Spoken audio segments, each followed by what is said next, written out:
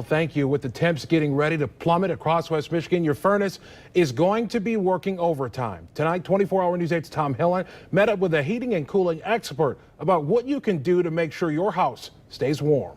First thing to check is always the furnace filter. You want to check, make sure that's clean. Tim Stewart of Stewart's Heating and Cooling says to get the most efficiency out of your furnace, you should check your filter once a month.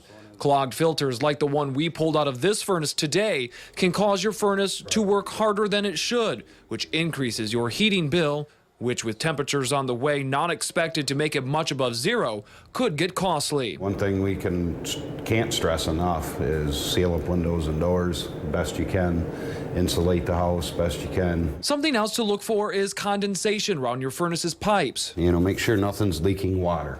Water can be a sign of a heat exchanger problem or a plugged drain or something of that nature. If you do see water, that is when you should call someone like Stewart to come take a look. One way you might be able to save yourself a visit from the furnace doctor is if your furnace does stop working, make sure to check the fuse. Most all furnaces have an on-off switch with a fuse.